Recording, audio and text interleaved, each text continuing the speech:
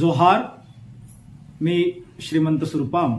आपण पाहत आहात एस भारत न्यूज, जनसामान्याचा आवाज. बातमी आहे गडचिरोलीहून. मार्कंडदेव मंदिराच्या संवर्धन प्रक्रियेला गती द्या. गडचिरोलीचे जिल्हाधिकारी अविशांत पंडा. पुरातत्व विभागाच्या आढाव्यात इतर 6 स्थळांचा पर्यटन विकासावरही चर्चा. गडचिरोली जिल्ह्यातील ऐतिहासिक आणि सांस्कृतिक दृष्टिकोनातून अत्यंत महत्त्वाच्या मार्कंडदेव मंदिराच्या संवर्धन प्रक्रियेस गती देण्यासह जिल्ह्यातील अन्य 6 राष्ट्रीय संरक्षित पुरातत्व स्थळांच्या पर्यटन विकासासंदर्भात नागपूर येथे जिल्हाधिकारी अविशांत पांडा यांनी भारतीय पुरातत्व सर्वेक्षण विभागाच्या अधिकाऱ्यांसोबत बैठक घेतली.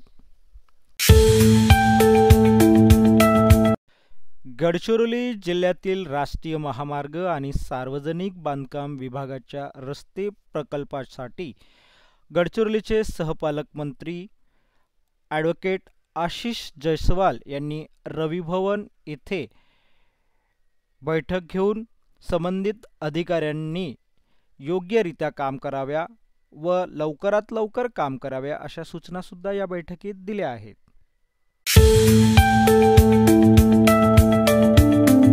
गेल्या 36 दिवसापासून गडचिरोली मुख्य वनसंरक्षक प्रादेशिक गडचिरोली वनवृत्त कार्यालयासमोर आंदोलन सुरू आहे.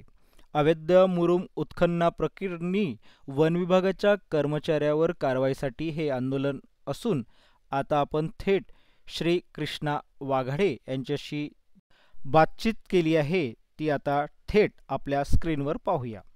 मागील 36 दिवसापासून इथं वन विभागाच्या कार्यालयासमोर गडचिरोली इथे आम्ही बेमुदत ठिय्या आंदोलनाला बसलो असून सदर उपवन संरक्षक वडसा बी वरून यांनी कुठलीही कारवाई करत नसून यांनी कालवाटलबीचे उत्तर देत आहे आणि मुख्य वन संरक्षक गडचिरोली यांना वारंवार पत्र देऊन सुद्धा मागील 36 दिवस झाले आम्ही मुख्य वन संरक्षक कार्यालय गडचिरोली इथे बेमुदत ठिय्या आंदोलनाला कुठलीही दखल घेण्यात आलेली नाही.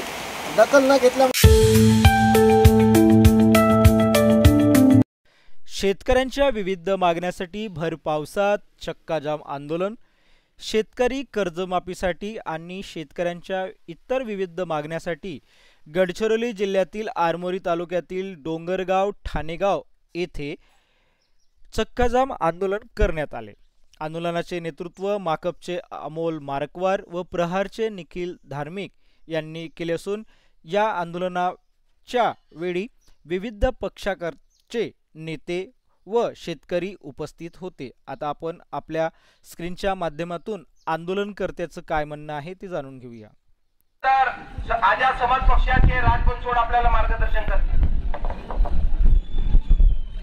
आज सर्वप्रथम मी या ठिकाणी निखिल भाऊ धार्मिक यांनी शेतकऱ्यांचा आवाज हा महाराष्ट्र शासनापर्यंत पोहोचवण्यासाठी आज प्रहारच्या वतीने या ठिकाणी चक्काजाम आंदोलन होऊ घातलेलं आहे. त्याकरिता मी त्यांचं सर्वप्रथम अभिनंदन करतो, शुभेच्छा देतो. मित्रांनो, आंदोलनाच्या मागण्या आपल्याला माहित आहेत. शेतकऱ्यांची कर्जमाफी झाली पाहिजे. शेतकऱ्यांना शेतमजूर असो, मच्छीमार, मेंढी पाळणारे असो, दिव्यांग असो, यांना वयाच्या 58 वर्षानंतर 6,000 रुपये पेन्शन लागू झाली पाहिजे. त्यासोबत शेतमालाला हमी भाव मिळाला पाहिजे. अशा प्रकारच्या 5-6 मागण्या घेऊन या ठिकाणी हे चक्काजाम आंदोलन होत आहे. मित्रांनो, महत्वाचा मुद्दा असा आहे की आम्ही चर्चा करतो, अमोल भाऊ मारकवार या ठिकाणी आहेत, त्यांच्यासोबत नेहमी चर्चा करतो आम्ही की या देशात किंवा या राज्यात म्हणा मुख्यमंत्री किंवा प्रधानमंत्री हे जे निर्णय घेतात, आमदार खासदार असो, त्यांना गरज नसताना म्हणजे महिन्याचे त्यांना लाख रुपये भेटतात, तसेही साऱ्या सुविधा फुकट असतात, तरीही त्यांना 50,000 रुपये पेन्शन मिळते. मित्रांनो, 5 वर्ष फक्त ते आमदारकी करतात, परंतु जीवनभर त्यांना 50,000 रुपये पेन्शन असते. का गरज आहे? आता 60,000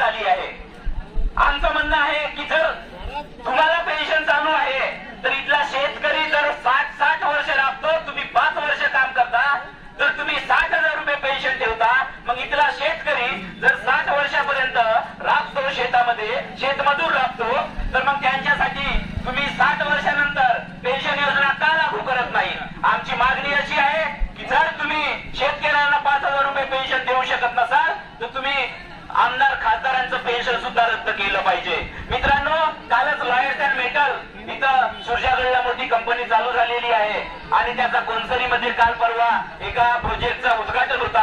त्या उद्घाटनावर तब्बल 3 ते 5 कोटी रुपये मुख्यमंत्र्यांच्या त्या आयोजनावर खर्च करण्यात आले होते.